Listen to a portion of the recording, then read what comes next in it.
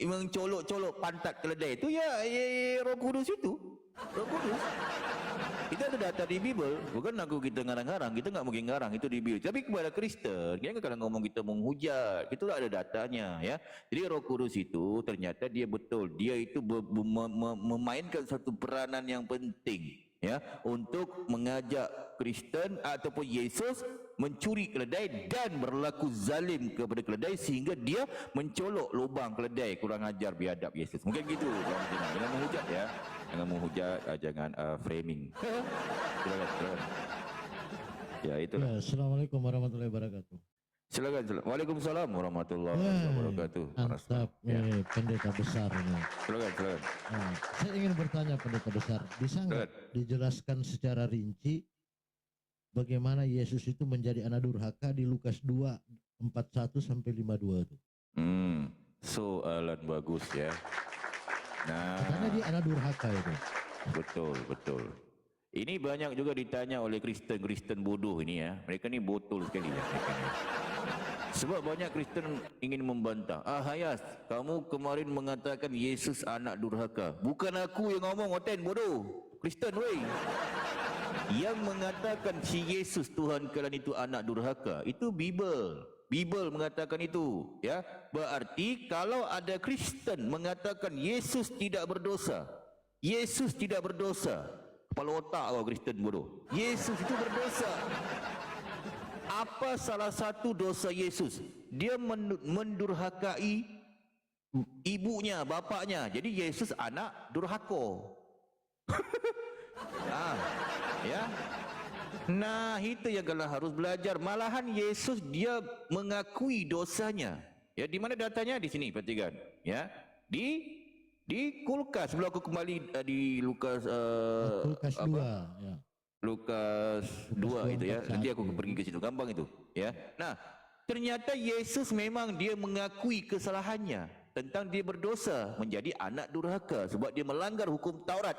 Sebab hukum Taurat harus menghormati kedua orang tua. Nah, Yesus mengakui dosanya. Di sini perhatikan. Aku Yesus akan bangkit dan pergi kepada Bapakku. Yesus panggil Bapa kan, Bapakku. Nah, dan berkata, Enkai arke enko prontontios en arke kai. Itu bahasa Yunani. Faham ya tuan ya? Jangan kaget kalian. Aku tu faham bahasa Yunani. Kalian aja bodoh punya makan babi, mau belajar. Bodoh. Ya. Nah, aku terjemahkan. Nah, jadi aku Yesus akan bangkit dan pergi kepada Bapakku dan berkata kepadanya. Apa kata Yesus? Perhatikan. Bapa, aku telah berdosa terhadap surga dan terhadap Bapa. Nah, dia mengakui kesalahannya. Ini bukan Bible kan? Aku ngarang nih. Otak kau aku ngarang. Bible kalian lah, bodoh. Bukalah Bible-nya. Itu pula. Okey, sekarang kita kembali datanya ya di Bible kalian di Lukas, membuktikan yang Yesus ini anak durhaka. Anak yang kurang ajar, biadab, setan, bejat, Lucifer, pemerkaos, penipu, pencuri. Yesus itu ya, penyesat.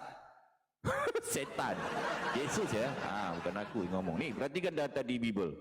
Tuhan kalian itu dia anak yang durhaka menurut data Bible. Bukan aku yang ngomong, Bible yang mengatakan itu. Nih, perhatikan datanya ya di Bible kalian. Apa dikatakan? Nih, ini pertanyaan yang bagus ya. Kristen bertanya seperti ini. Nih, perhatikan.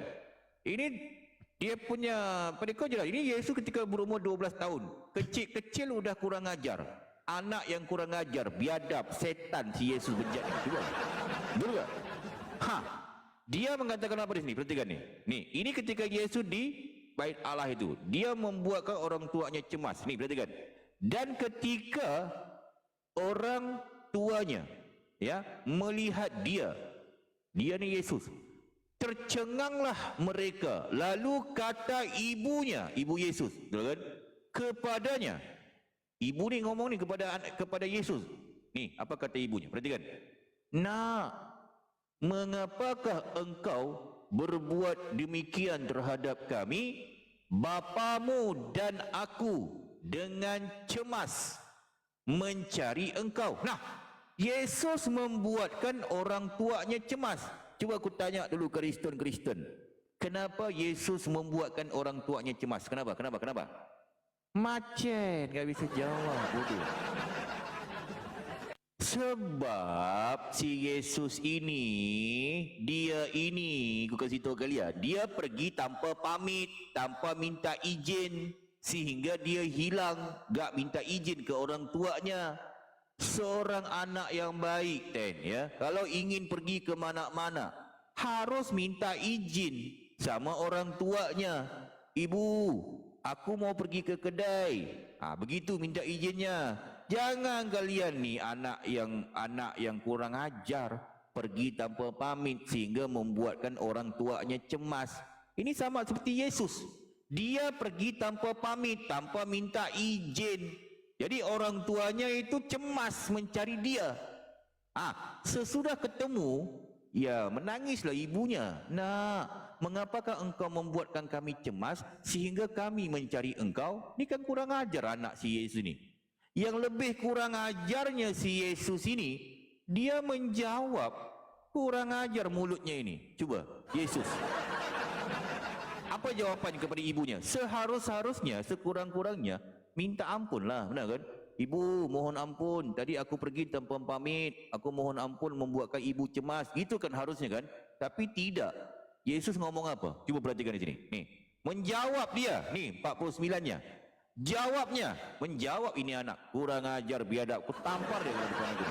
Menjawab kepada ibunya, bukan mau minta ampun. Apa jawaban kepada ibunya? Perhatikan nih. Jawabnya kepada mereka, kepada ibu bapanya itu. Nih, ini tinta merah Yesus ngomong nih. Mengapa kamu mencari aku? Kurang ajar, main aku kau aja sama ibunya. Kan kurang ajar ini anak. Betul tak? Ini namanya anak durhaka, biadab, kok setan anak ini. Apa kurang setannya si Yesus ini? Coba. Ini kan namanya anak yang biadab, kok setan anak ini. Benar enggak? Aku yang ngomong, aku yang nulis ini. Otak kau, aku tampar di kali Kristen. Bukan aku. Bible lah mengatakan ini, aku hanya menyampaikan aja, bodoh. Nah, jadi seorang anak yang baik harusnya apa dibikinnya oleh Yesus ini? Harusnya dia minta ampun. Ngapain dia